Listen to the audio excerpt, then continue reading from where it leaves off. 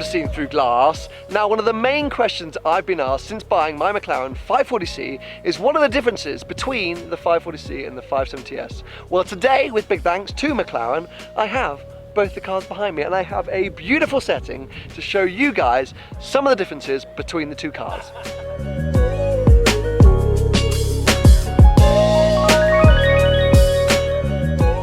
Now, visually, the 540C and the 570S are actually pretty similar.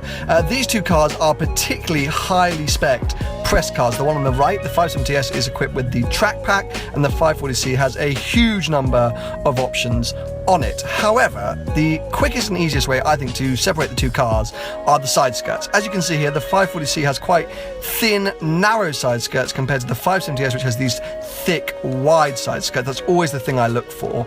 Additionally, the front bumpers, the 540C's sort of, front lip is a little bit shorter. It's only millimeters in it, much harder to tell by the naked eye, but that's one other clue. And then finally, the rear diffuser of the 540C is sort of less aggressive. There are less extended slats. You can see there on the 570S, they're super hardcore diffusers. But as I say, really, unless you are super trained to it, you'd be very hard pressured to tell the difference between these two cars on the road.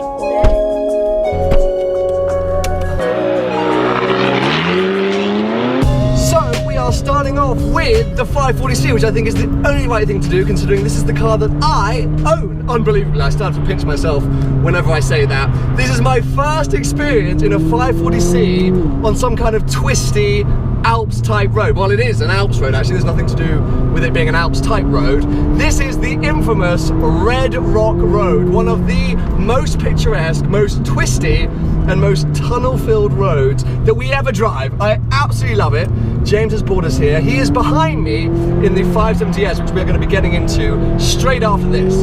So, 540C, for those of you that don't know, that don't have it available to you in your market, this car is the very much entry-level sports series car in the McLaren range. In fact, in the entire McLaren product lineup.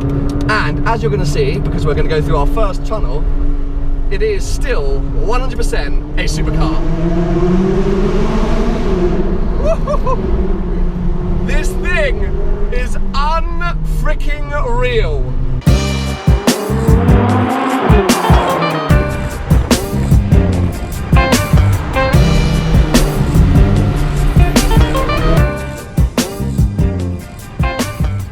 How this can be called an entry-level or baby supercar, I simply do not know. We are running 540 horsepower compared to the 570, which is running 570.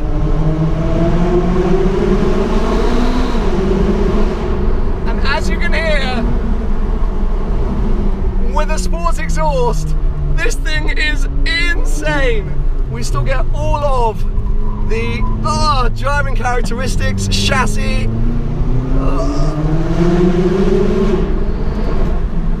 that you get in the 570. We are just 30 horsepower and 30 Newton meters of torque down on the other car. As you saw at the beginning of this video, visually these cars are near identical, and on a road like this,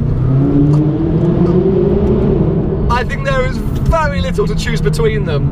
This thing feels unbelievable. There is never a point where I go, oh, I could really use 30 more horsepower. This is the first time I've driven this road in about 2 years. And the first time I've ever driven it with a big, powerful V8 mid-engine supercar, and oh my god, it is so good. Holy crap.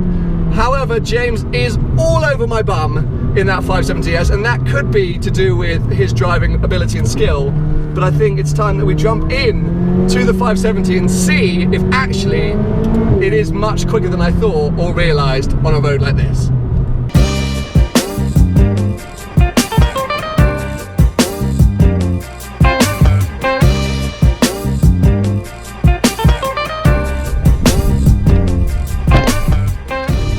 So we are now in the 570S track pack car. So we've got 30 more Newton meters of torque and 30 more horsepower than we did a few seconds ago.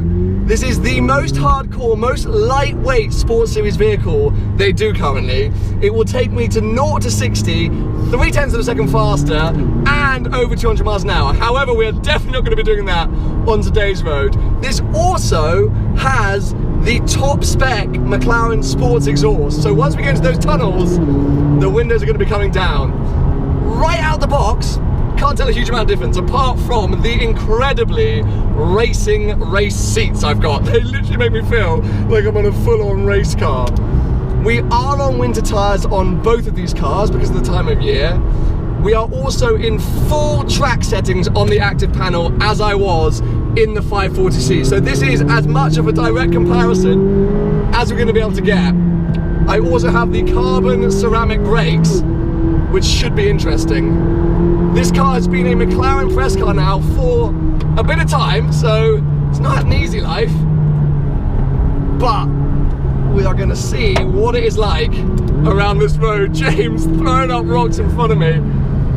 Oh, that 540 looks so good from the back. I mean, I would say that because I'm a bloody owner of one. But, oh. Yes, I have to say, I knew it wasn't going to be a huge difference on the road between these two cars. Oh, the exhaust. The exhaust is going to be fruity in a second.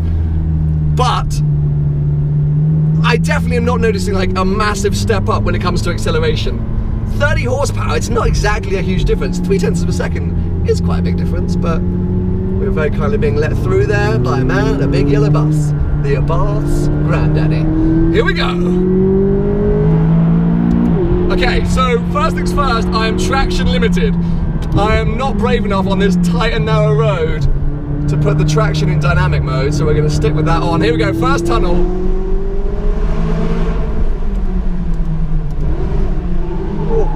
Ooh, a bit of understeer.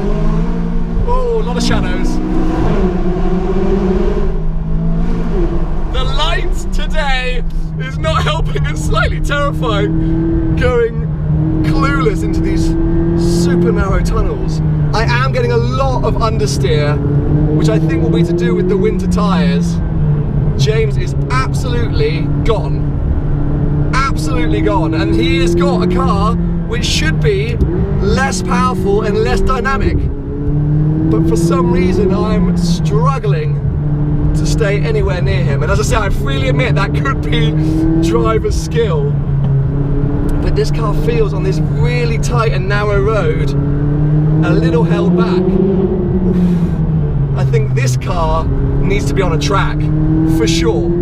Because look, he's gone. He's absolutely gone. I'm getting the traction warning number coming up non-stop. And yes, as I say, if anything, I preferred the 540, felt a little bit more like a go-kart. And guys, I'm trying not to be biased. I'm trying to... Oh, that was a big old bang there. That was nice from the sports exhaust. But yeah, it just feels a bit too much. Woo. And I do also, I am also aware that this car, as we say, has been hooned. Here we go.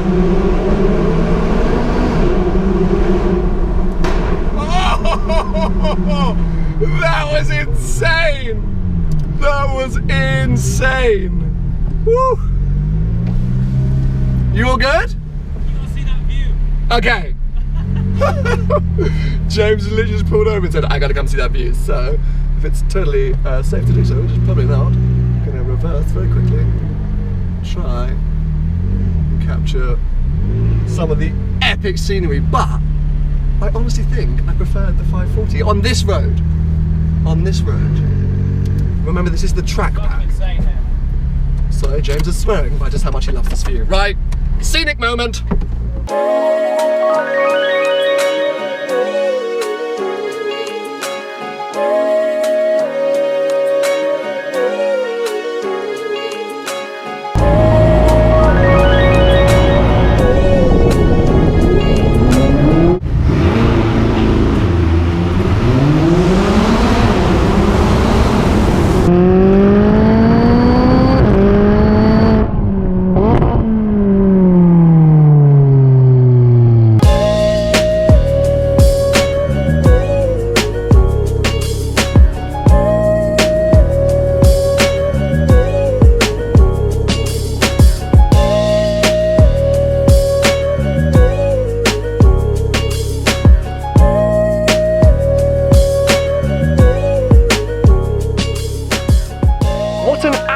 the unreal experience hooning these two up and down the same piece of tarmac. I have been wanting to do a direct comparison of 540C and 570S ever since I bought my car, mainly because you guys have been asking what the differences are, but also I kind of wanted to make sure that I hadn't picked the wrong car, just I couldn't afford the 570S. But this, for me, has completely solidified my choice and made me even more ecstatic with it, because whilst I fully admit this might not be the particular road for the 570S or the right tyres to be pushing the 570S on, the 540 was such an amazing thing. And to be honest, I actually found it better, and so did James. James enjoyed driving the 540C on that road more. I think if you took them on track, or maybe a slightly different road, the 570S would probably win.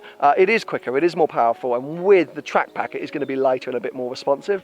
But I think the 540C is more fun. It's more silly. It's like a big go-kart, and visually, there is such little difference that I don't think that if you picked a 540C, you would feel like you've missed out. Anyway, huge thanks to McLaren for making this whole day possible. I hope you guys have found this video useful and informative. Give it a thumbs up if you have, and make sure to subscribe for plenty more videos to come.